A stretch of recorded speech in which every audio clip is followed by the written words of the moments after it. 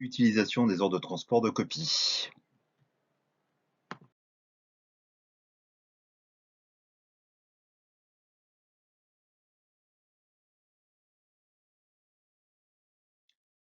Donc, création de l'ordre de copie. Première étape, lancer donc la transaction standard de gestion des ordres de transport SAP, c'est-à-dire la transaction SE10, transport organisateur, via la zone de commande et vous cliquez sur Entrée. Dans l'écran d'ouverture de la transaction, donc Transport Organizer, généralement les deux coches ordre de customizing et ordre de workbench sont cochés.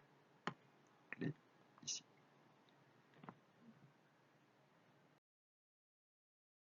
La troisième ligne, transport de copie, que vous voyez ici.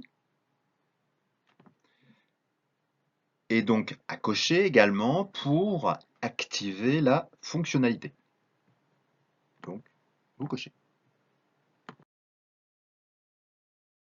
Vous lancez la transaction en appuyant sur la touche Entrée de votre clavier ou sur l'icône Afficher en bas à gauche de l'écran. La liste de vos ordres de transport apparaît comme d'habitude. Il n'y a pas de changement à ce stade. Donc vous avez toute cette partie-là, avec notamment ici les ordres de Workbench.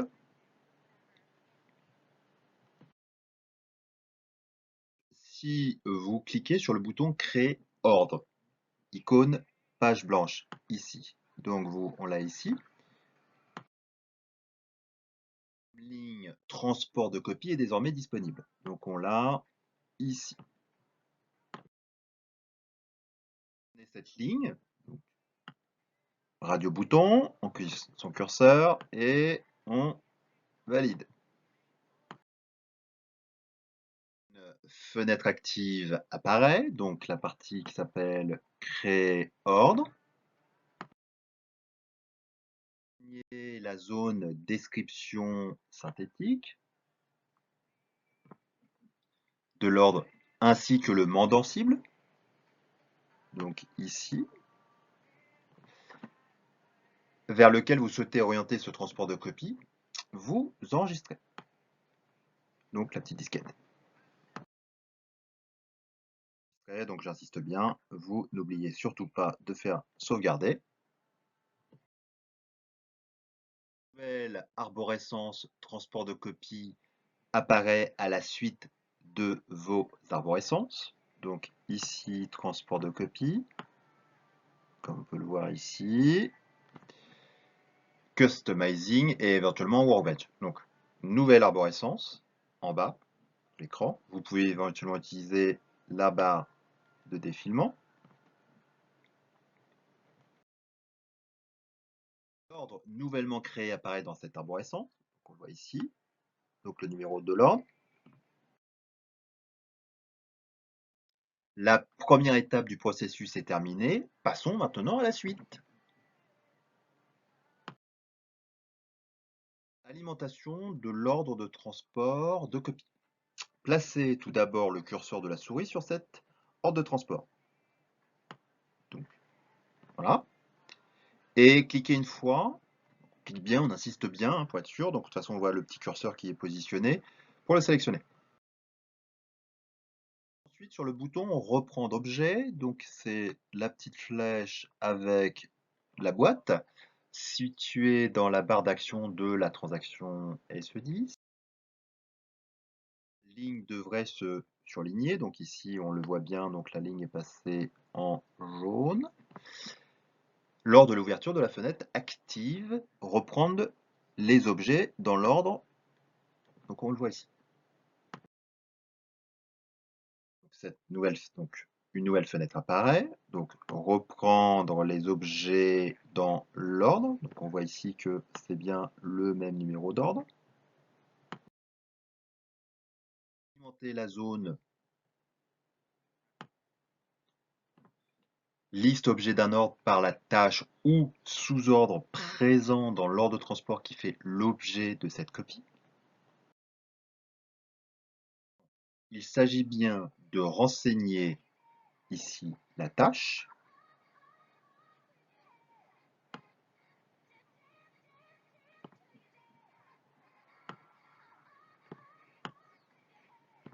Et non l'OT en lui-même. Donc, ici, on voit la tâche, pas l'auteur lui-même. Les tâches d'un même OT sont à transporter. Il suffira de répéter cette action d'alimentation. Donc, je reprends à chaque fois ici la tâche. Donc, ici, que je mets ici. De copier des tâches de plusieurs ordres en utilisant le second ou le troisième bouton de la liste, à savoir liste d'objets en plusieurs ordres et objets librement sélectionnés. Cocher la case avec documentation. Si nécessaire, mais ce n'est pas indispensable, le transport définitif de l'OT effectuera ce travail. On clique sur reprendre, donc le petit V, et vos paramètres de sélection dans l'hypothèse où on sélectionne plusieurs ordres.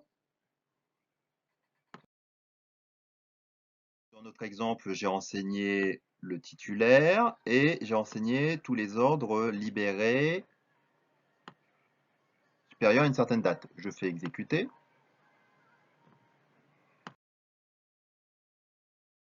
J'arrive sur l'écran avec l'ensemble des ordres préalablement recherchés. Donc si je souhaite reprendre l'intégralité des ordres, donc à savoir l'ensemble des éléments, j'ai juste à faire fusionner. Par contre, je ne souhaite pas reprendre l'intégralité des ordres.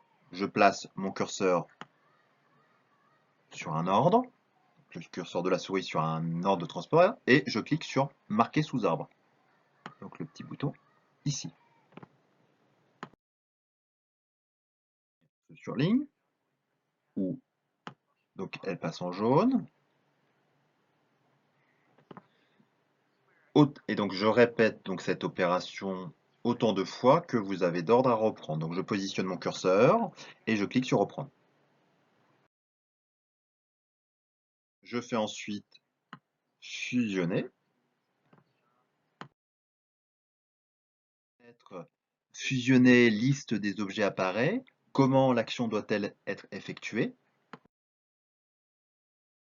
Soit en ligne, soit en arrière-plan. Donc je choisis en arrière-plan. Un message nous indique le lancement du job de fusion, donc en bas de l'écran. Donc le job d'arrière-plan fusionner les ordres a été planifié. À rafraîchir mon écran pour vérifier le traitement et plutôt la fin du job. Le message suivant de validation de la copie apparaît. Les objets ont été entrés dans l'ordre. Je valide le message. Vous ouvrez le dossier pour voir la liste des objets de paramétrage contenus dans la tâche affectée à votre ordre de transport. Donc pour cela, j'ai juste à cliquer sur le petit plus du dossier.